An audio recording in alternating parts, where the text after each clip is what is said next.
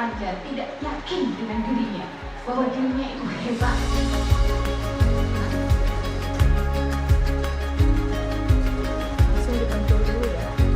Karena saya melihat problematika ya, terutama di lingkungan itu lebih banyak dipicu karena faktor ekonomi. Dan itu berdampak pada anak-anak. Saya melihat tumbuh kembang anak-anak itu sangat dipengaruhi oleh suasana emosional ibu. Sementara emosional ibu itu dipengaruhi juga oleh faktor ekonomi di keluarga.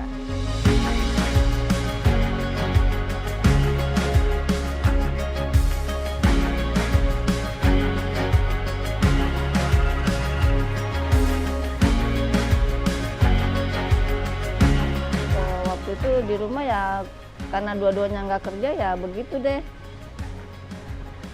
Anak saya aja sampai nggak mau sekolah gitu kan, nggak mau nerusin sekolah. Jadi anak saya pertama tuh cuma sampai kelas 1 SMK gitu.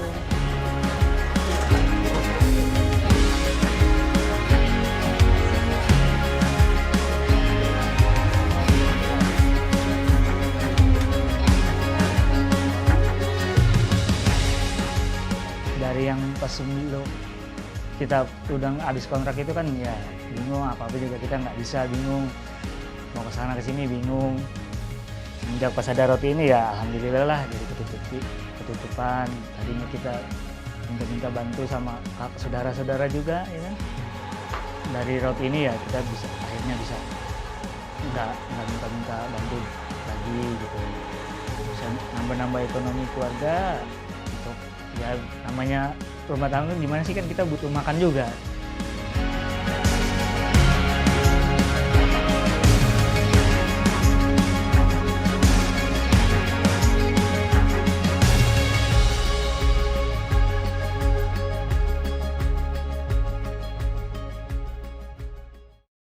Assalamualaikum warahmatullahi wabarakatuh. Ya, selamat siang ya ibu-ibu untuk Mitra Hasanah Center. Terima kasih ya sudah partisipasi pada pagi hari ini ya. Kita sesuai jadwal, pagi ini kita akan membuat tempat tisu. Nah kebetulan kemarin saya ketemu crafter yang ada di bazar. Beliau ingin menjahitkan produknya melalui Mitra Binaan Hasanah Center. Bentuknya seperti ini. Ada yang pernah lihat? Namanya mimpi itu kan bertumbuh ya. Jadi mimpi awal saya untuk ikut berkontribusi ya kepada masyarakat dengan memberikan sedikit ilmu yang saya miliki. Nah, sebenarnya saya itu pengen sharingnya parenting. Tapi karena waktu itu Ibu RT yang lama bilang, jangankan untuk berpikir parenting Mbak, untuk perut aja banyak yang belum terisi, sehingga akhirnya saya berpikir bagaimana memenuhi kebutuhan basic need dulu. Boro-boro mikir parenting ya, kalau misalnya itu belum terpenuhi. Akhirnya saya mencoba membuat kegiatan yang punya dampak ekonomi, sehingga mereka tertarik, punya magnet ya, daya tariknya untuk bergabung. Nanti ibu-ibu akan saya ajarin dari dasar bagaimana cara bikinnya sampai bisa. Nanti yang sudah bagus, kalau lulus quality control akan mendapatkan order. Jadi siapa yang pantas pasti pentas. Jadi berusaha sebaik-baiknya biar bagus dan lolos quality control ya. Saya lebih suka tuh mencari nafkah itu di rumah sebenarnya. Jadi saya melakukan kegiatan apa gitu di rumah gitu kan. Hanya waktu itu saya harusnya ngajar les, cuman juga nggak jalan gitu kan. Dulu suami saya itu kan sakitnya udah komplikasi. Jadi udah macem-macem deh, udah nggak bisa bangun dari tidur tuh. Jadi di kasur aja saya yang mandiin, yang bersihin semuanya saya. Nah terus saya juga kebetulan alhamdulillah juga dikasih juga penyakit kanker. Waktu itu udah periksa ke dokter itu saya kanker payudara itu stadium 3. Jadi sambil ngurus suami juga saya bolak-balik ke rumah sakit gitu kan. Kalau yang di payudara itu kecil benjolannya ya, belum ada 2 cm. Tapi hasil dari labnya itu udah stadium 3. Nah, saya kan juga bingung ya. Nah, nggak tahu pas di foto tulang itu ada di sini. Gitu. Nah, ini yang bikin pusing gitu kan.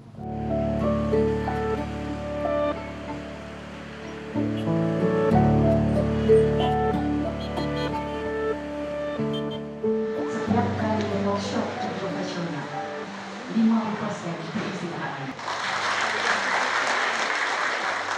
Kemudian kami lihat para dunia semakin berbahagia untuk memberikan tekanan yang keras kepada istri Anda. Bahwa istri Anda adalah ibu yang hebat. Ibu profesional hanya menemani mereka untuk tumbuh kehebatannya. Jadi IIP adalah Institut Ibu Profesional ya, yang mendidik para ibu untuk bisa menjadi perempuan-perempuan yang profesional dalam berkarya, jadi untuk meraih kemuliaan hidup. Waktu itu kebetulan ada matrikulasi IIP yang dipersyaratkan untuk pengayaan dari member yang secara umum tadinya tergabung di grup WhatsApp itu masuk ke kelas khusus. Nah, saya tertarik untuk masuk ke sana karena di sana disebutkan bahwa nanti kita akan dipandu oleh para fasilitator belajar dalam satu kelas secara online seperti e-learning begitu, dengan materi-materi yang sangat berguna untuk kehidupan, terutama sebagai mengambil peran sebagai ibu. Nah, dengan adanya program matrikulasi, saya lebih fokus pada apa yang menjadi passion saya, apa yang menjadi talent saya. Dan kebetulan memang saya dari SMP itu sudah menyukai dunia menjahit, dunia memasak, seperti itu.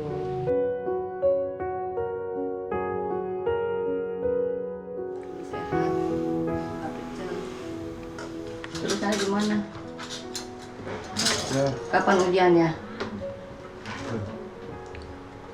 Itu nanti katanya kalau kamu itu Bu Mumun mau ngasih ada sesuatu tuh buat kamu.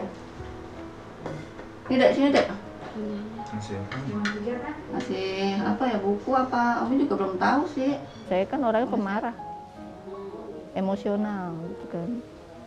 Jadi sering, pokoknya saya sama anak nomor 1 tuh rasanya bersalah banget. Pokoknya saya merasa bersalah banget ya. Saya merasa tuh didik dia tuh nggak bener gitu, kurang merangkul dia gitu kan. Mungkin saya dulu gimana gitu, saya juga kalau inget dulu malah saya malu jadinya. Kalau yang dulu malah saya malu. Kalau inget dulu gitu, malunya sama diri saya sendiri, sama yang di atas, sama anak saya. Itu yang nomor 1. Jadi saya kalau sedih deh saya kok inget yang nomor 1. Iya, pokoknya sedih banget saya sama dia. Saya merasa salah banget. Saya sih sebenarnya nyesel banget ya, karena dia nggak sekolah. Soalnya saya aja sarjana ya, bapak juga sarjana. Anaknya masa SMA nggak lulus gitu kan. Malu banget sih sebenarnya, nyesel banget. Cuma anaknya emang udah nggak mau gitu kan.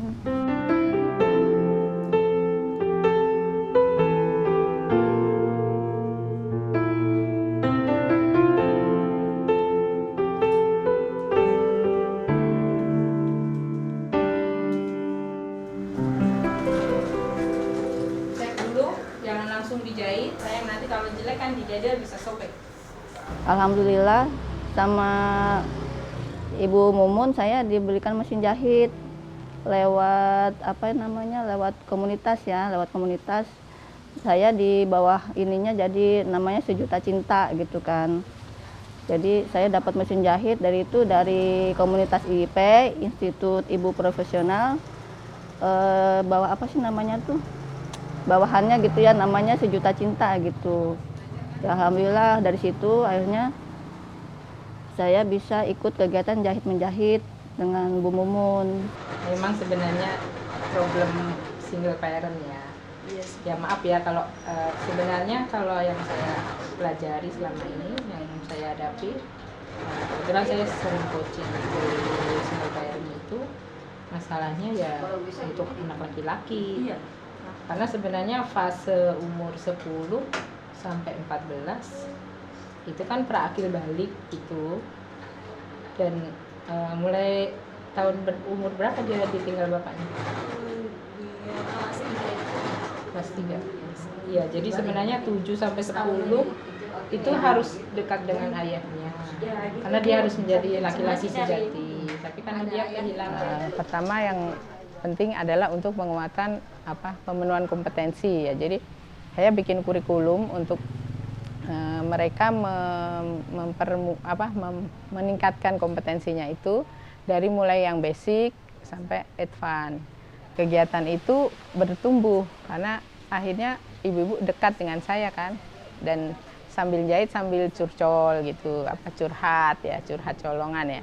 Jadi ternyata mereka ada masalah di keluarga, terutama dalam pendidikan anak, dan itu seperti misi saya yang awal untuk mengajarkan sharing dalam parenting. Anak saya nomor 1, jadi gimana Bu? Sekarang udah mulai ada perubahan sih sedikit. Itu Si Alif. iya Oh, jadinya dia masih kerja di kampus itu. masih. Alhamdulillah sih kerjanya rajin. Rencananya mau ini nerusin sekolah apa ikut ini kejar paket C aja? Kemarin sudah saya daftarin itu paket Di PKBM. di PKBM. Oh, berarti dia mau ikut kejar. iya. Oh, ya udah kalau gitu Mau berarti banget. tinggal ini aja ngejar kompetensinya itu untuk bisa lulus UN kan. Iya. Oh, nanti saya bantu ini ada teman yang Nah kebetulan di Bunda kan itu kan juga orang ini ya, coaching ya gitu ya. Jadi saya suka tanya sama Bunda kan, sama Bu Mumun, gimana nih Bu, anak saya nih begini gitu kondisinya, diajak ngomong susah gitu kan, nggak terbuka. Jadi Bunda tuh ngasih masukan ke saya begini gitu kan. kan bapaknya udah nggak ada, dia kan anak sulung laki-laki kan. Nanti dibantu untuk ini aja memahamkan posisi dia supaya mampu memikul beban hidup, juga mampu memikul beban syariah nanti kalau udah akil balik. Karena kalau hidup sekehendak hati kan tidak akan bisa mengelola hidup. Iya benar. Apalagi merencanakan masa depan kan. Kalau untuk penyakit saya itu memang saya tuh harus happy gitu loh, nggak boleh sedih sebenarnya. Jadi kalau udah punya masalah nggak usah dipikirin, dibawa happy aja. Kalau kita sedih itu penyakit saya bisa tambah parah. Emang harus seneng. Nah kebetulan kegiatan ini bikin saya seneng.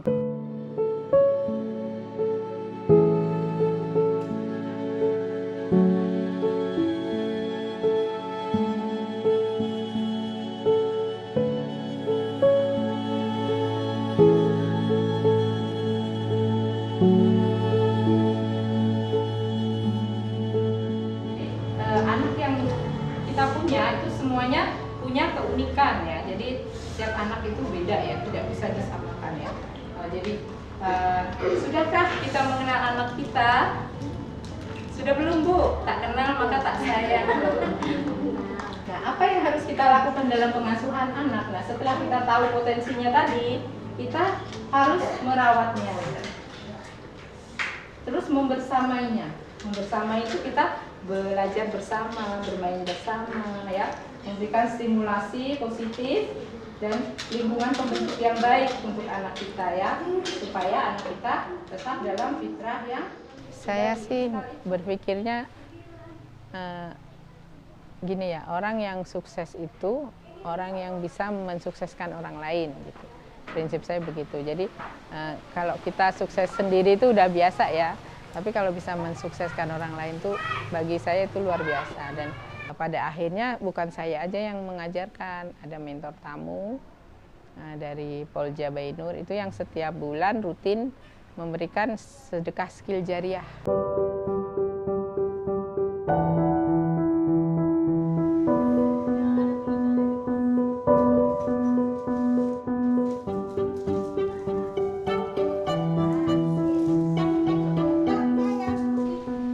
Banyak sebenarnya kata suami bapak-bapak yang sebenarnya juga harus diberdayakan gitu, dan sebenarnya malah lebih wajib ya, karena mereka punya kewajiban untuk mencari nafkah. Nah, kalau ibu-ibunya berdaya, bapak-bapaknya jadi nggak berdaya, katanya gitu. Itu menjadi titik awal kita punya inisiasi untuk bikin pemberdayaan bapak-bapak. Dan alhamdulillah memang ada hibah yang itu diperuntukkan untuk 20 orang, dan 12 orang sudah dapat craft, yang 8 orang akhirnya kita alokasikan untuk membuat bakery. Sekarang bikin apa? Yang roti apa? Yang roti rasa. Rasa apa aja? Rasa ada strawberry, coklat, nanas tuh sama durian. Oh. Yang roll nggak bikin? Yang roll bikin, udah tinggal dipotong aja. Berapa sekarang hari ini? Hari ini produksi kurang lebih 100-an lah, Bu. 100 piece. Ya tadinya sih sebelum gabung ke sini ya masih usaha nyari-nyari kerja ke tempat-tempat lain ya gitu. Nyari kerja kan nggak kayak balikin telapak tangan semudah itu. Kita naruh ke sana ke sini belum tentu dipang. Ya ngikut-ngikut orang aja gitu, Mbak. Kerja-kerja serabutan. Alhamdulillah tadinya kita jadi nggak bisa, jadi punya pengalaman, keterampilan bisa nambah gitu. Ya jujur sih alhamdulillah sangat ngebantu, terutama buat keluarga, ya buat diri saya juga. Tadinya ya kan nggak punya kesibukan jadi punya kesibukan. Ya terutama sih untuk keluarga sangat ngebantu banget, Mbak. Dari kita nganggur ya sekarang punya kasarnya produksi gitu.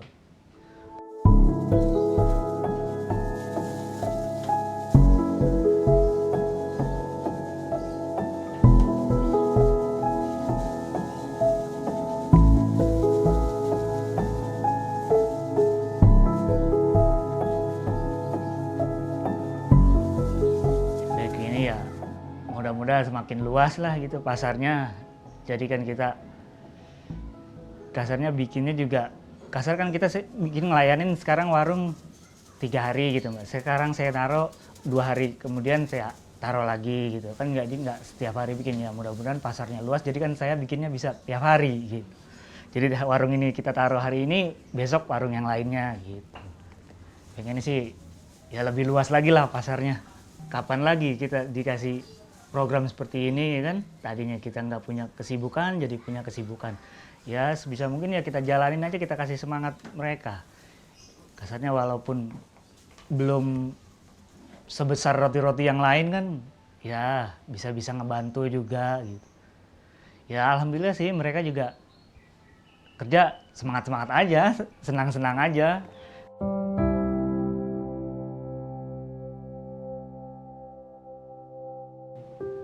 Saya ketahuan ininya dari tahun 2015. Nah dari sana saya periksa USG, periksa mamografi, langsung ketahuan itu ada benjolan. Terus 2015 itu udah ketahuan tuh semua. Jadi saya harus dioperasi lagi, operasi indung telur. Dua-duanya udah diangkat karena penyebab utama kanker saya itu dari hormon. Kalau kita kan nggak tahu ya, kalau penyakit kayak saya ini kan kelihatannya sehat ya, banyak tuh teman-teman saya sehat kemana-mana gitu kan, tahu-tahu dengar masuk rumah sakit meninggal gitu kan. Nah jadi saya juga nggak tahu nih kondisi saya seperti apa ya kan. Yang jelas saya kalau kontrol ke rumah sakit tuh cek darah itu hasilnya bagus. Nah bulan Juli kemarin juga saya cek semuanya tuh kayak periksa USG, terus ada bone scan yang foto tulang seluruh badan. Terus ada foto paru-paru, itu bersih semua. Ya ketika saya lagi begitu, saya diajak teman saya ikutan kegiatan, yuk kita ikutan jahit-jahit, kata dia gitu. Jahit-jahit apa kayak bikin tas, kayak bikin dompet, katanya gitu kan.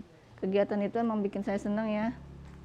Selain senang juga kita bisa mendapatkan hasil dari situ kan.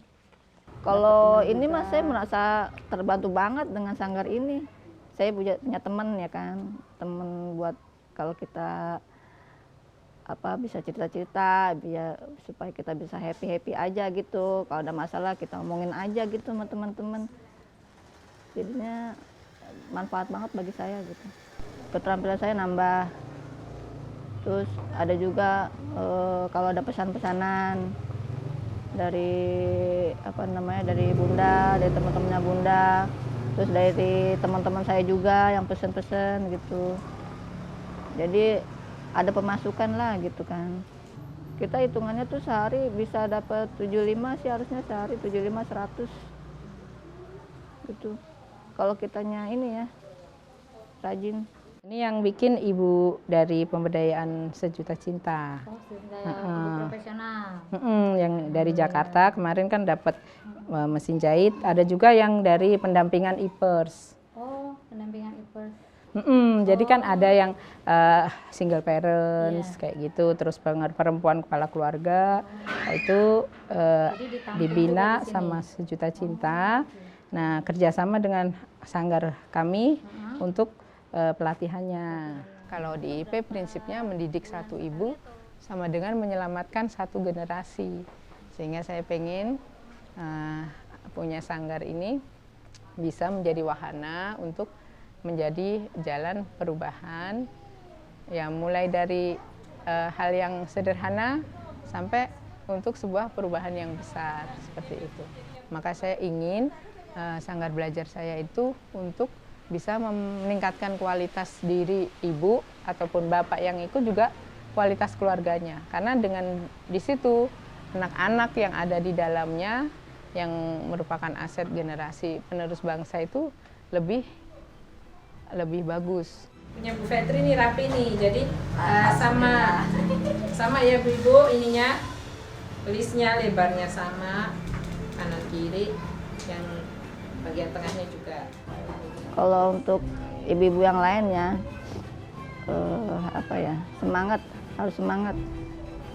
Karena apa? Karena mereka masih sehat, gitu kan, nggak kayak saya, gitu kan. Jadi terus hidup itu harus positif thinking aja, terus ikhlasin, jalanin aja yang udah ada sama kita, gitu, sambil kita berusaha supaya ada perubahan. Tapi jangan maksa, supaya kita juga nggak stres.